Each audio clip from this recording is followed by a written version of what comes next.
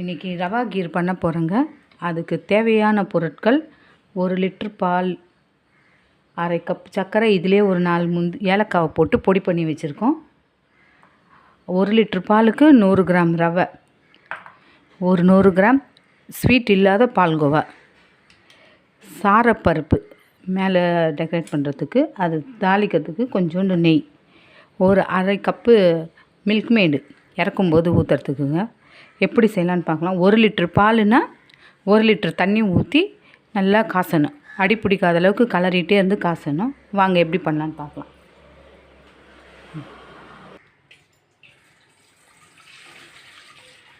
ஒரு லிட்டர் பால் கட் பண்ணி கொஞ்சம் பெரிய பாத்திரமாக பால் பொங்காமல் இருக்கிறதுக்காக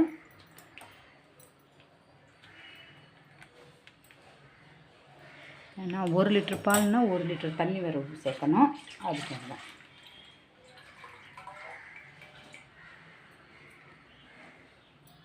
1 லிட்டர் பாலுக்கு 1 லிட்டர் தண்ணி எடுத்து வச்சுருக்கோங்க.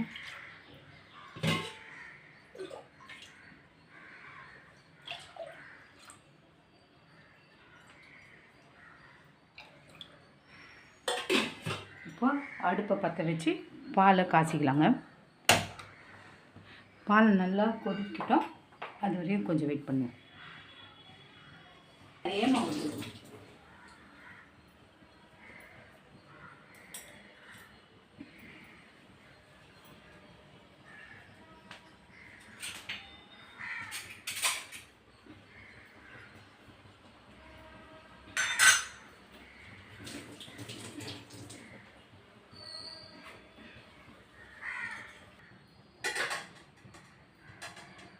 ఊరికి ఎడిట్ చేసి వాటిని వస్తాయి కావాలి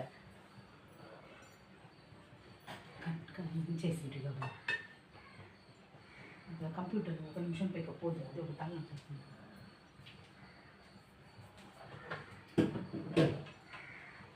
இப்போ பால் நல்லா கொதிச்சுட்டே இருக்குதுங்க. பால் கொதிக்கும்போது கொஞ்சம் சிம்மில் வச்சுட்டு நல்லா கலந்து விட்டுட்டு இந்த எடுத்து வச்சுருக்க 100 கிராம் ரவை, 1 லிட்டர் பாலுக்கு 100 கிராம் ரவைங்க. அந்த 100 கிராம் ரவையை மெல்லமாக சேர்க்கணும். ஏன்னா கட்டி பட்டுடக்கூடாது. அதனால் பொறுமையாக போட்டு கலந்து விடணும்.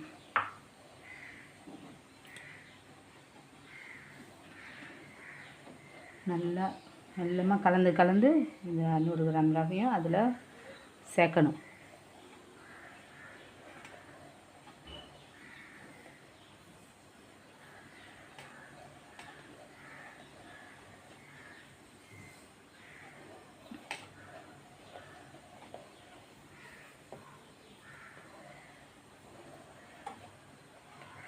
அவ்வளோதான்.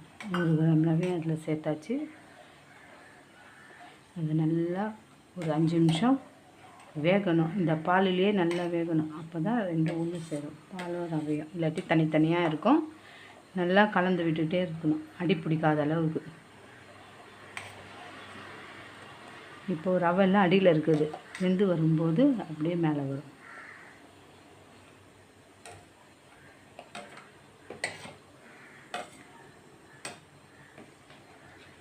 அப்படியே ஒரு 5 நிமிஷம் வேகட்டும். வெந்த பிறகு பார்ப்போம். சரி, இப்போ ரவை நல்லா பாலோடு சேர்ந்து நல்லா வெந்துருக்குதுங்க. நல்லா வெந்தாச்சு.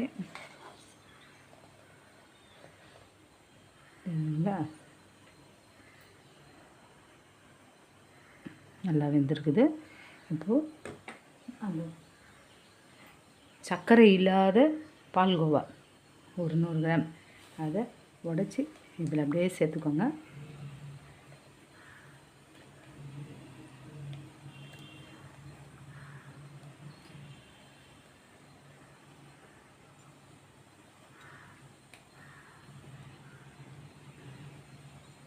இதை சேர்த்துட்டு மெல்லமாக சிம்மில் வச்சு அந்த பால்கோவா கரையிற வரையும் நல்லா கலந்து விடணும். போட்ட பால்கோவா அந்த ரவையோடு சேர்ந்து பால்லையும் சேர்ந்து அப்படியே நல்லா திக்காயிடும். கலந்து வந்து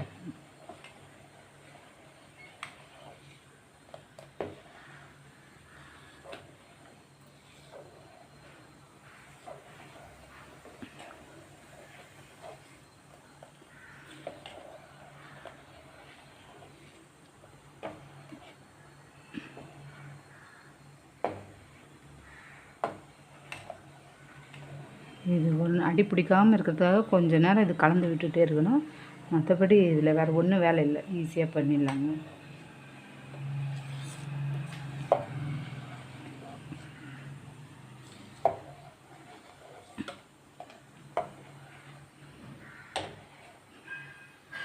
பால்கோவா கலந்தாச்சு, அதுவும் நல்லா கரைஞ்சிடுச்சு இந்த பால்லே பாருங்கள். இல்லை இதெல்லாம் கட்டி போட்டுச்சுன்னா இப்படி எடுத்து எடுத்து தட்டிக்கோங்க, அப்படியே நசி.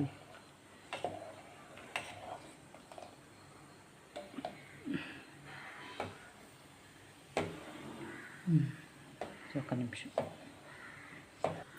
பால்கோவா பாலில் நல்லா கரைஞ்சாச்சுங்க. கரைஞ்சதுமே ஏலக்காவும் சர்க்கரையும் பொடி பண்ணி வச்சுருக்கேன். சர்க்கரை 1/4 கப்பு தான் எடுத்துருக்கேன். எல்லாம் கொஞ்சம் மில்க் மேடு கொஞ்சம் சேர்க்க போகிறதால சர்க்கரை கம்மியாகவே சேர்க்குறாங்க. இதிலே 3 ஏலக்காய் போட்டு பொடி பண்ணி அந்த ஃப்ளேவருக்காக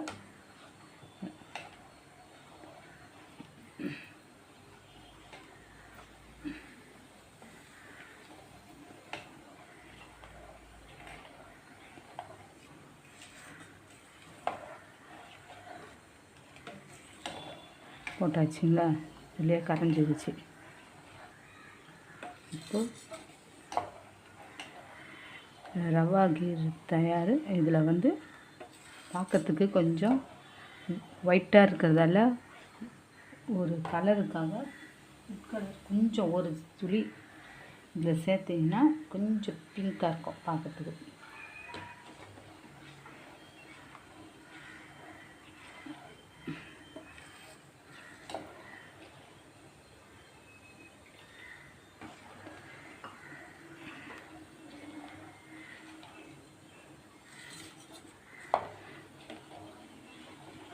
அவ்வளோதாங்க. பாருங்கள் எப்படி இருக்குதுன்ட்டு. இது ஸ்டவ்லேருந்து இறக்கிட்டு இந்த சாரப்பருப்பை கொஞ்சம் நெய்யில் வறுத்து இதில் போட்டுட்டு மில்க் மேட் கொஞ்சோண்டு ஒரு 1/2 டின்னு சேர்த்துட்டோன்னா முடிஞ்சிடுச்சு. இருங்க எப்படி செய்யுதுன்னு பார்க்கலாம்.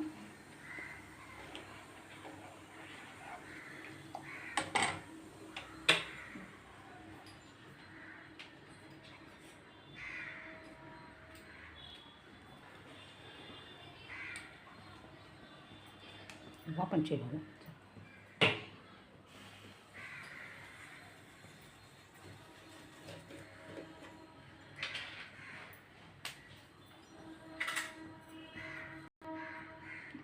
ஒரு ஸ்பூன் நெய் போட்டு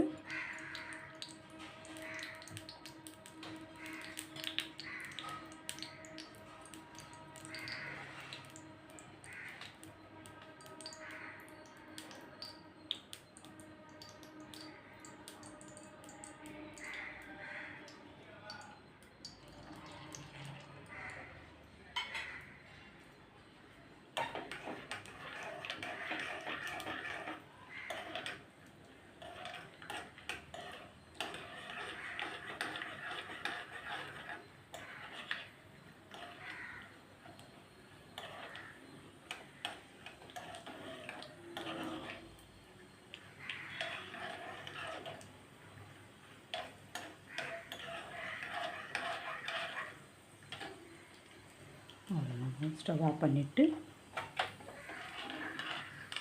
அப்படியே இதில்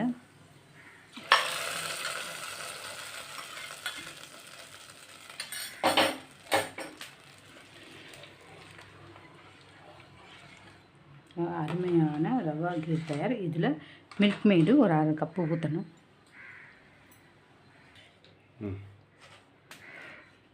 இதில் ஆல்ரெடி கோவா சேர்த்ததால் மில்க் மேட் வந்து ஒரு 1/2 டின்னு ஊற்றுறாங்க. சின்ன டின்னுலேயே ஒரு 1/2 போதும்.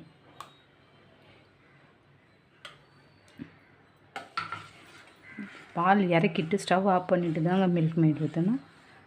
அப்போ தான் நல்லாயிருக்கும் திக்காக.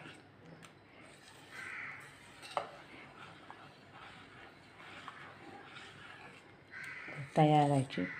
இது ஒரு பாத்திரத்தில்